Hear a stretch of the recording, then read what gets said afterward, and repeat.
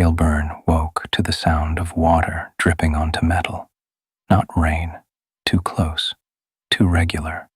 A patient little sound falling somewhere above his face, striking something hollow beside his ear. His first thought was that the scan had gone wrong. His second thought was that he could not feel his hands. Darkness pressed against his eyes, not the normal kind. This darkness felt manufactured, industrial, like something had bought the concept of blindness in bulk and installed it badly. He tried to inhale. Something plastic shifted in his throat. His body rejected it before his mind understood it. Kael convulsed. The tube came loose with a wet mechanical click, sliding out of him like a memory being extracted.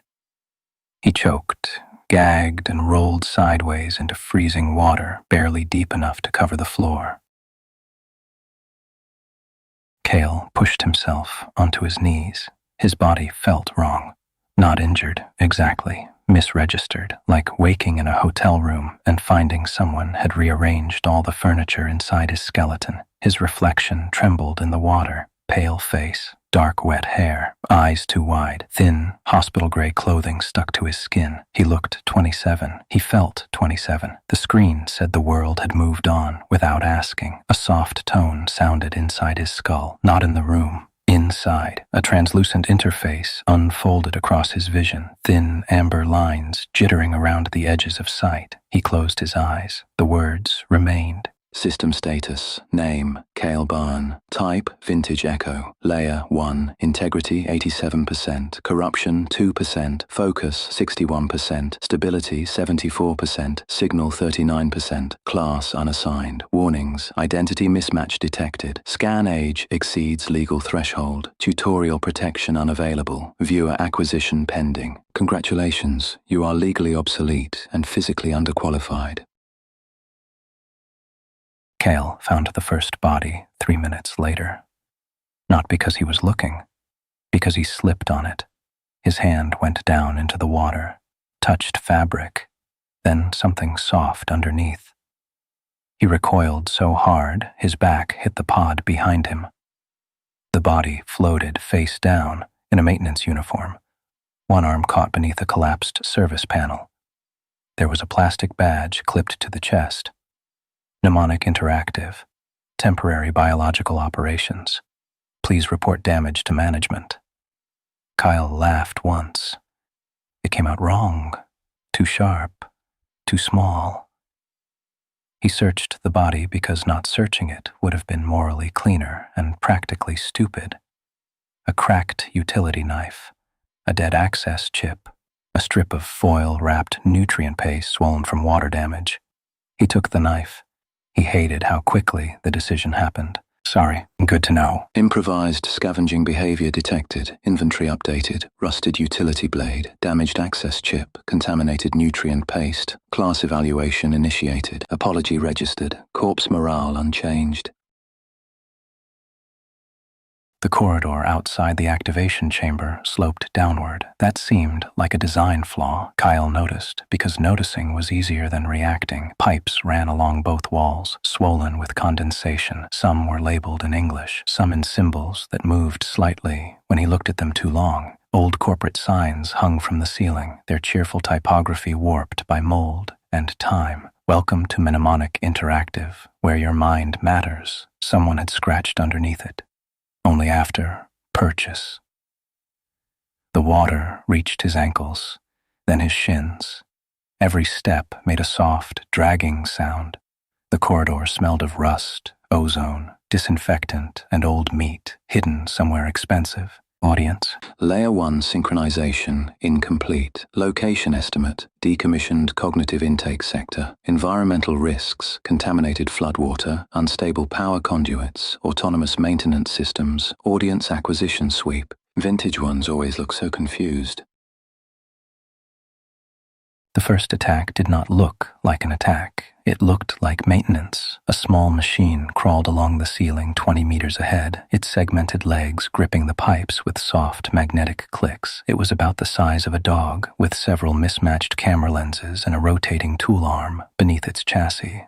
Kael stopped immediately. The drone stopped too. Its lenses adjusted. Kael took one step backward. The drone took one step forward. Not random, mirroring. He looked down at the water. A cable crossed the corridor between them, mostly submerged. Frayed insulation, exposed copper, occasional blue-white sparks breathing under the surface. Distance, water depth, cable position, tool arm range. Door behind him half jammed, pipe valve to the left. No clean escape, no weapon worth calling a weapon. Can I opt out of being analyzed? Threat neutralized. Enemy identified. Intern class maintenance drone. Type budget autonomous repair compliance unit. Threat level low. Operational condition neglected beyond warranty. Individually pathetic. Collectively responsible for several infrastructure collapses and one memorable lawsuit. Achievement unlocked. Panic-based innovation. Trigger discovered survival tactic while actively failing to remain calm. System commentary. Fear remains humanity's most successful research department. Reward 4 vein marks. Skill progression detected. Threat projection. Penalty -3. Stability no.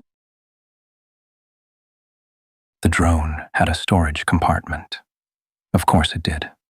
Kael opened it with the utility blade and found 3 things: a cracked battery cell, a maintenance tag, and a packet labeled emergency wound foam, expired 2138. He sat against the wall and applied the foam to his collarbone. It burned so badly he nearly threw up. Then the wound sealed under a gray layer of synthetic clotting material. Kael kept the cracked battery. He did not know why. That was not true. He knew exactly why. People who survived carried stupid things because the world sometimes became stupid enough for them to matter. Consumable used. Integrity stabilized. Current integrity 79%.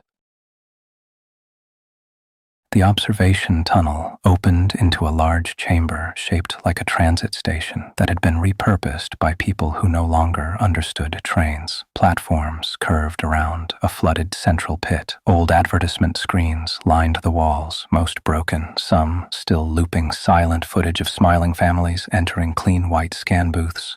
Preserve what matters. Cognitive echo scanning, temporary, safe, consensual. Kael stared at the word temporary for a long time. Above the pit, a broadcast drone descended from the dark. This one did not attack. It watched. The viewer count climbed. A pole appeared. Kael looked away. The pole followed his vision. He closed his eyes. Still there. He opened them and kept walking. Great. I'm relatable. Audience poll active. What is Kael Byrne most likely to do next? A. Cry. B. Die. C. Find a worse decision. D. Develop concerning viewer appeal. Welcome crawler. Available purchases. Clean water, 12 vein marks. Pain dampener, 18 vein marks. Expired nutrient bar, 5 vein marks. Motivational message, 1 vein mark. Viewer retention increased during emotional irregularity. Micro-sponsorship awarded, 2 vein marks. Bro is speedrunning workplace trauma. The next corridor was narrower, older. The walls sweated. At first, Kael thought the sound ahead was machinery. Then, it coughed. The corridor opened into a drainage control room where waist-high water moved in slow circles around a central intake shaft. Emergency lights pulsed red under the surface, making the whole room look like something bleeding through glass. A shape clung to the far wall. It was roughly human in the way a collapsed umbrella was roughly a bird. Long arms, thin torso. A maintenance respirator fused into the lower half of its face. Its spine arched backward at an angle that made Kael's own back hurt to look at. It was pulling wires out of the wall and feeding them into the intake shaft. Carefully, almost tenderly. Kael took one step back. The water betrayed him. The shape turned. System scan failed. Signal interference detected. That is new. The thing moved, not fast at first, Then very fast, it hit him before he reached the door. The impact drove him into the wall hard enough to scatter white across his vision. Fingers like cable ties closed around his wrist and squeezed until the utility blade fell into the water. It dragged him toward the intake shaft. The water there moved downward, hungry. Kael's feet slipped uselessly against the floor. His hand found the cracked battery cell in his pocket. No plan. Just object. Just panic, pretending to be strategy. He jammed the battery into the damaged seam in the thing's torso and punched it as hard as he could. The cell cracked. Blue light surged. The creature spasmed, releasing a sound that was almost speech and almost static. Kael tore free, slipped, fell, and went under. The world became red water and noise.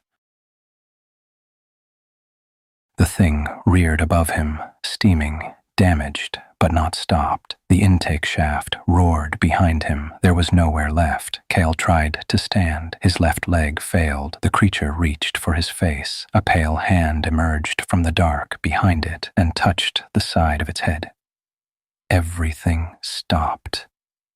The creature froze so completely it seemed the room had forgotten to animate it. A girl stood ankle-deep in the red water. No, not a girl. A person. Early 20s, maybe. Pale face, dark hair damp against her cheeks. Oversized, ruined hoodie. Bare feet under black water, like the environment had accepted her differently. She looked at the creature with sad curiosity. Then she whispered something Kael could not hear. The creature folded, not collapsed. Folded, as if someone had remembered it incorrectly. You're old. That's a really specific opening line. Your memories sound old. Are you going to kill me? No, I don't think so. I don't like him. What's your name? Mira, I think. Unregistered entity detected. Identity classification unknown. Threat assessment inconclusive. Kael Byrne has established contact with an anomaly. This decision will age catastrophically.